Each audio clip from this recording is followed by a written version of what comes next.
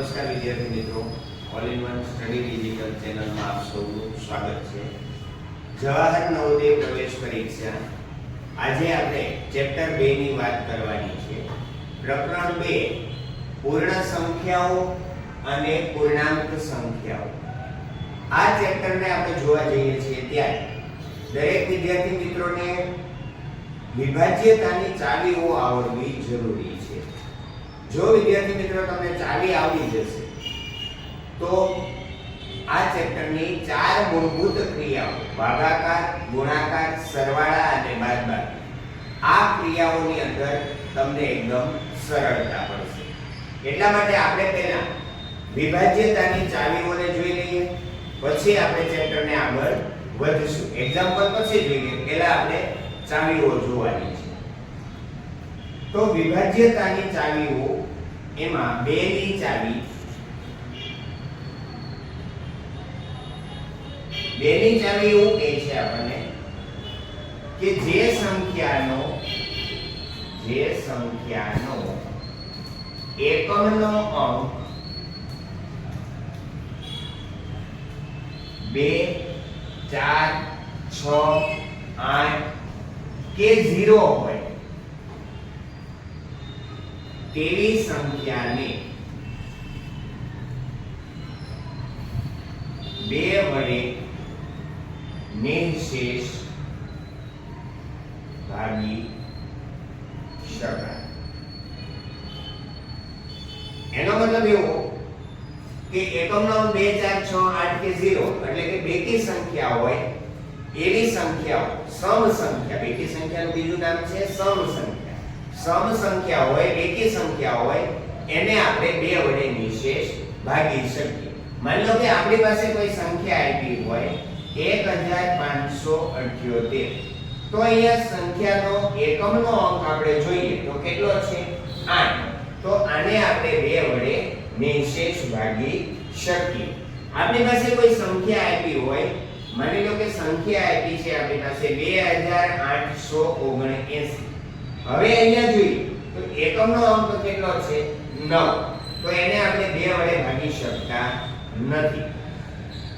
બીજી કોઈ સંખ્યા આપી છે કે 5868. તો આ સંખ્યા છે એનો એકમનો અંક 8 છે, એટલે કે બેકી સંખ્યા છે, તો એને આપણે 2 વડે નિઃશેષ ભાગી શકીએ. 6766 આપણી પાસે સંખ્યા આપી છે, એમાં એકમનો અંક આપણી પાસે છે 6. તો જ્યારે પણ સંખ્યાનો એકમનો અંક 2, 4, 6, 8 કે 0 હોય ત્યારે આપણે એને 2 વડે નિઃશેષ ભાગી શકીએ છીએ. એના પછીનો પ્રશ્ન આપણે જોવા જઈએ તો એના પછીની ચાવી આપણે જોવી છે 4 ની ચાવી. 4 ની ચાવી જોવી છે તો 4 ની ચાવી આપણને એવું કહે છે મિત્રો, 4 ની ચાવી કે કોઈ પણ સંખ્યા હોય એ કોઈ પણ સંખ્યાના એકમ અને દશક, એકમ અને દશકથી બનતા, એકમ અને દશકથી બનતી સંખ્યાને જો 4 વડે ભાગી શકાય, જો 4 વડે ભાગી શકાય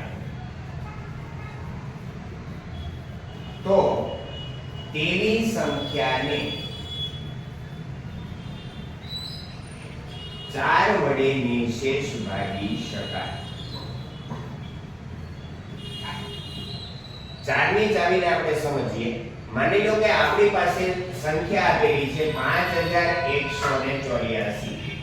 5184 સંખ્યામાં એકમ અને દશકથી બનતી સંખ્યા કઈ થાય?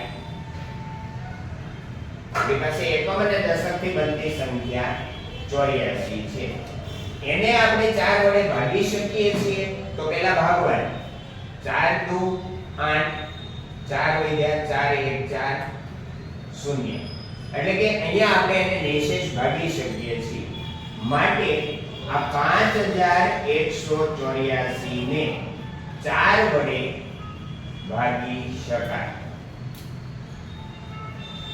એવી રીતે કોઈ પણ બીજી સંખ્યા જોઈએ. આપણી પાસે છે 9786. આ સંખ્યામાં છેલ્લા બે અંક જોવા જઈએ એકમ અને દશકથી બનતી સંખ્યા તો 86 છે. તો આ 86 સંખ્યાને જો આપણે 4 વડે ભાગી શકીએ તો આ સંખ્યાને 4 વડે નિશેષ ભાગી શકાય.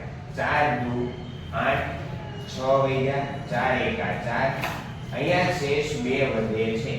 તો આપણે આ સંખ્યાને 4 વડે નથી ભાગી શકતા, તો આ આખી જે સંખ્યા છે 9786 એને પણ 4 વડે નિશેષ ભાગી શકાશે નહીં. નેક્સ્ટ આપણી પાસે 8 ની ચાવી છે. 8 ની વિભાજ્યતાની ચાવી. 8 ની ચાવી વિદ્યાર્થી મિત્રો 4 ને થોડી મળતી આવે છે. 4 ની ચાવી એવું હતું કે એકમ અને દશકથી બનતી સંખ્યા હતી, એને આપણે જો 4 વડે ભાગી શકીએ તો સંપૂર્ણ સંખ્યાને 4 વડે નિશેષ ભાગી શકાતી હતી. હવે અહીંયા એવું છે 8 ની ચાવી છે તો જે સંખ્યાના એકમ, દશક અને શતક, શતક મતલબ 100 સ્થાનથી બનતી સંખ્યા, એકમ, દશક અને શતક થી બનતી સંખ્યાને 8 વડે નિશેષ ભાગી શકાય તેવી સંખ્યાને 8 વડે ભાગી શકાય.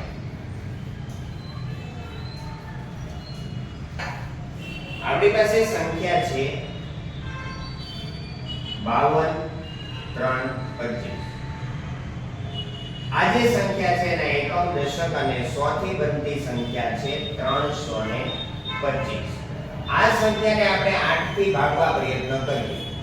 8 ચોક 32, 0 0 ઉપરથી આવ્યા 5, ભાગ ચાલતો નથી.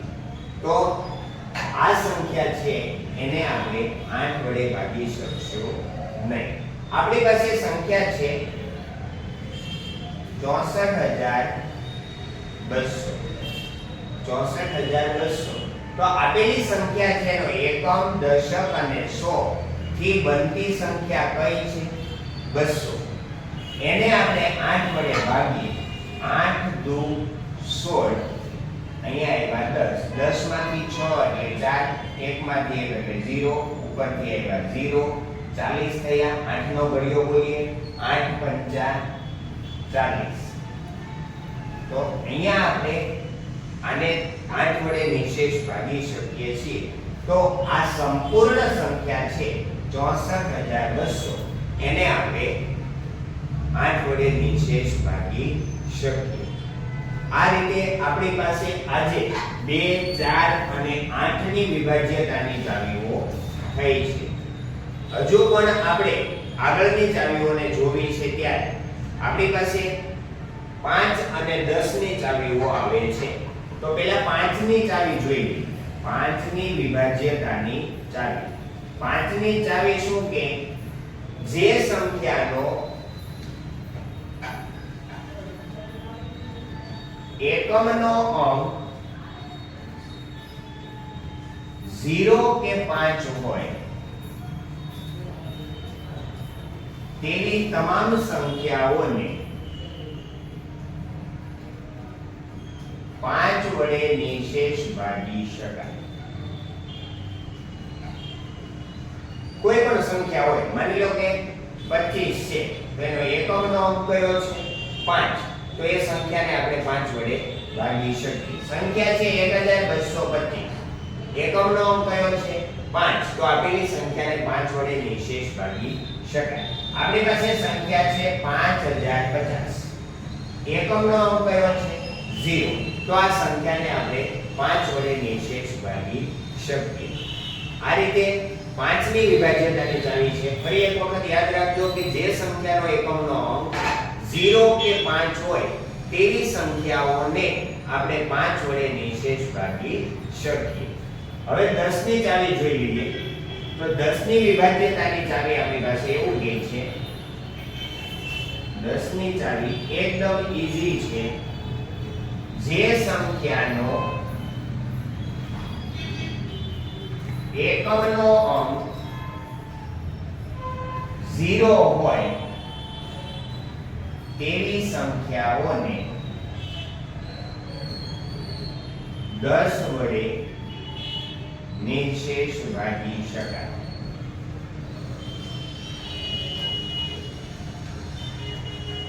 કોઈ પણ સંખ્યા હોય, આપણે જોતા હતા કે 20 સંખ્યા તો 10 વડે આરામથી ભાગી શકીએ ને. 10 દુ 20 એટલે એકમનો અંક 0 છે.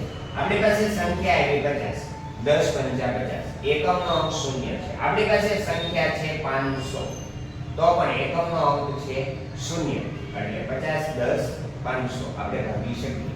સંખ્યા છે 1000 તો પણ એકમનો અંક છે 0 એટલે આપણે એને 10 વડે નિશેષ ભાગી શકીએ. સંખ્યા છે 10000 તો પણ આપણે એને નિશેષ ભાગી શકીએ. સંખ્યા છે 5030 તો એનો એકમનો અંક 0 છે તો આપણે એને 10 વડે નિશેષ ભાગી શકીએ. આગળ આપણી પાસે 3 6 9 અને 18 અને 11 ની ચાવી હજુ બાકી છે, પરંતુ આપણો વિડિયો થોડો લાંબો થાય એટલા માટે વિભાજ્યતાની ચાવીઓ છે એને આપણે બે પાર્ટમાં વહેંચવાની છે. અહીંયા સુધી આપણે 2 4 8 5 અને 10 કેટલી ચાવીઓ જોઈ છે. હજુ આગળની ચાવીઓ મતલબ 3 6 9 18 અને 11 આ ચાવીઓ માટે નવા વિડિયોની અંદર આપણે ફરી મળીશું.